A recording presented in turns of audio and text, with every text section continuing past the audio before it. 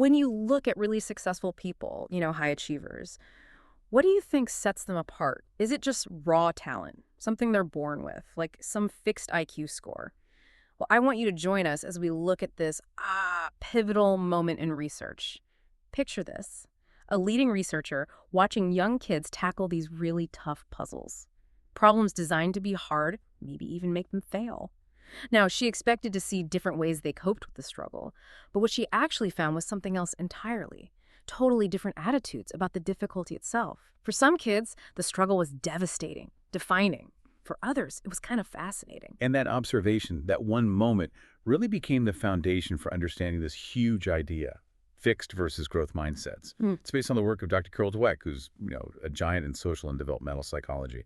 Her research really shows how these core beliefs we hold, sometimes without even realizing it, about our own basic qualities, well, they have this massive impact on whether we succeed or fall apart, or frankly, just stop trying to learn. Okay, yeah, let's definitely unpack this. So our mission here is to kind of distill these two fundamental ways people think about their own abilities: intelligence, personality, talents, you name it, and then see how that one core belief shapes pretty much everything, right? From how you handle getting stuck in traffic to, I don't know, chasing a massive career goal. It affects so much. So first things first, let's get the definitions clear. On one side, you've got the fixed mindset. If this is you, you basically believe your core qualities: how smart you are, how creative, how athletic. They're just fixed. They're carved in stone. Success, then, is all about proving you've got it, whatever it is. And the number one rule: avoid failure at all costs. Because failure feels like it exposes you haven't got it. Right. And then the flip side is the growth mindset. This view is completely different. It says your true potential. It's basically unknown, maybe even unknowable. It's not something you're just handed. It's something you cultivate through, passion, hard work, learning from mistakes, years of training. The key difference is believing that intelligence and skills can genuinely change and grow substantially. What's really wild is that this idea that abilities can change, it's not actually new, is it? It kind of makes you wonder, when did we start thinking talent was just innate? You might think the IQ test cemented that idea, but the guy who invented it, Alfred Binet, he was actually like the ultimate growth mindset proponent. It's so true, and it's such a key piece of this story, very counterintuitive. Binet, back in Paris, early 1900s, he created that test specifically to find kids who were struggling in school, who weren't benefiting. He wanted to diagnose the problem so they could design better educational programs to, help those kids catch up. So the test was meant to be a starting point for help, not a final judgment, not like, this is your score, this is you forever. Precisely. Binet hated the idea that intelligence was just this fixed thing you couldn't change. He actually said something like, with practice, training, and above all method, we manage to increase our attention, our memory, our judgment, and literally to become more intelligent. The huge irony is that his tool got kind of hijacked later to push the very fixed mindset view he fought against his whole life. Wow. That really reframes things, especially when you think about how these mindsets view, well, the absolute core ingredient for getting anywhere: effort. This is where it gets really juicy, doesn't it? The effort trap. Because the fixed mindset sees effort as almost embarrassing. It's worse than embarrassing, it's almost toxic. Yeah. If you have a fixed mindset, needing to put in effort suggests you just don't have the natural ability. There's a little voice saying, if you were really smart, it wouldn't be this hard. If you have to struggle, you must not actually be good at this. And you see society doubling down on this all the time, right? We celebrate the natural, the effortless genius, that violinist who just plays, the CEO who seems to seal the deal without breaking a sweat. We love that narrative. We conveniently forget the thousands of hours of, grinding practice behind it all. Yeah, and the growth mindset is basically the perfect antidote to that pressure. For someone with a growth mindset, effort isn't proof you lack ability. Effort is what activates your potential. It's what turns it into real accomplishment. Effort is literally how you build those new skills, those new neural pathways. Michael Jordan, again, such a great example. He wasn't just coasting on raw talent. He was famous for focusing on his mental game, his heart, saying that stuff is way stronger than just physical gifts. For him, effort was the power switch, because fundamentally, the growth mindset person believes they're in the driver's seat when it comes to their abilities. That's the absolute key. If you think ability is fixed, why bother trying harder? But if you think it's changeable, effort is. Well, it's everything. Okay, so if that's the core belief, what happens when things get really tough? When you face a major failure or a setback, this is where the paths really diverge, isn't it? How does the fixed mindset handle that kind of pain? Oh, it handles it badly. The fixed mindset takes that failure and absorbs it, makes it personal, turns it into a permanent label about who you are.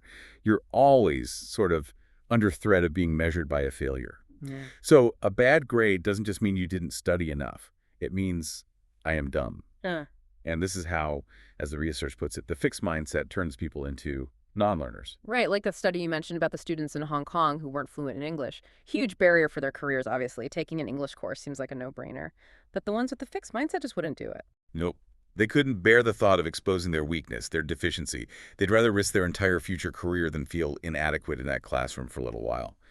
And the sources give a really stark, almost extreme example with that French chef, Bernard Loiseau. He tragically took his own life, apparently in large part because of a rumor he might lose one of his Michelin stars. Wow, that's tying your entire self-worth to something so external, so fragile. Completely.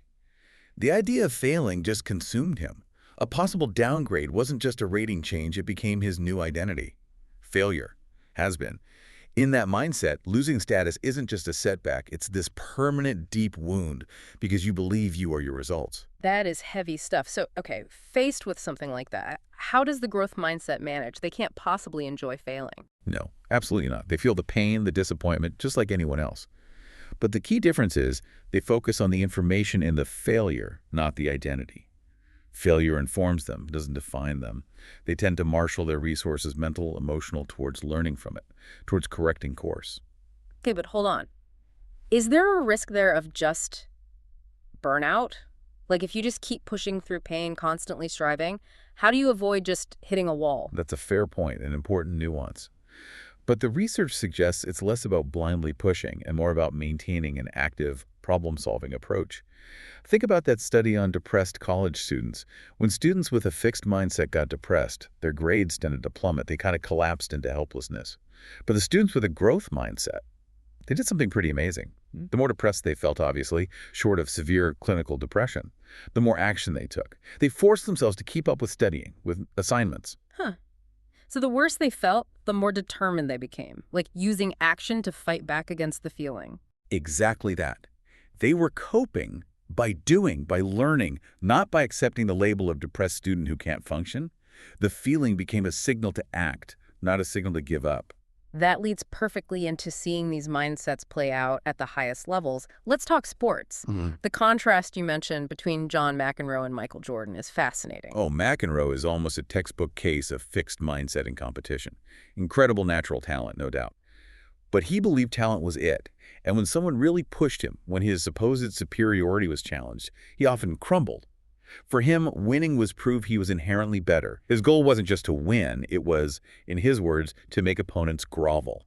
He even admitted later he didn't fulfill his potential because he hated the process of getting better. He just wanted the proof he was already the best. And Jordan, the ultimate growth mindset athlete, you could argue, constantly focused on improving, on developing new skills. He knew he was getting older, losing some physical edge. Did he complain? Did he quit? No. He worked like crazy with his coaches to reinvent his game, develop that turnaround jumper, the foul-away shot, became, as many say, the most complete player ever. He took his limitations and used them as fuel to learn new strengths. And you see the exact same dynamic in the business world, especially with leaders. Leaders with a fixed mindset, they're mostly worried about their own reputation for personal greatness. Right. The company becomes less like a team project and more like a stage for their genius. Spot on. They often use what the research calls the genius with 1,000 helpers model. Think of leaders like Lee Iacocca. The focus was relentlessly on proving they were superior, indispensable. And the crazy thing, sometimes they even set the company up to fail after they leave, because weirdly, that confirms their brilliance. See, it all fell apart without me. Wow, that's incredibly destructive, sacrificing the whole organization just to protect your own legend. Now, contrast that with someone like Jack Welch at GE. He made huge mistakes, too. Remember when GE bought Kidder, Peabody, and it went south, cost them millions? Instead of blaming everyone else, Welch apparently called his top people personally, apologized, took the blame himself, and talked about what he needed to learn from it. A CEO doing that? Admitting fault like that, especially at that level, that seems rare. That takes guts. That openness is the growth mindset in action. Welch learned that real confidence isn't about pretending you know everything. It's the courage to be open to welcome change and new ideas. Mm-hmm. He tried to build a culture where people could actually admit mistakes, suggest changes, even critique things without fearing for their jobs.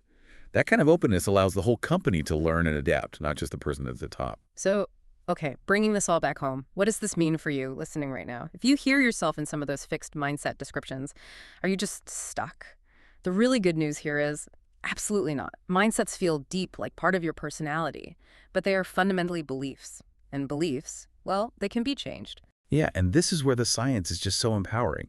We now know from neuroscience, the brain really is like a muscle. It physically changes. It gets stronger when you use it, especially when you struggle and push through.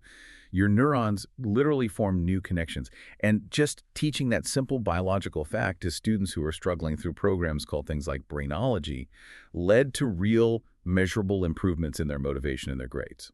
That's amazing. Why does just knowing that biology makes such a difference? Well, think about it. It takes away the shame, the finality. If you have a fixed mindset and get a bad grade, you think, I'm dumb, full stop. But if you understand, your brain can grow. You think, okay, my brain hasn't quite wired that concept yet. I need more practice, maybe a different approach.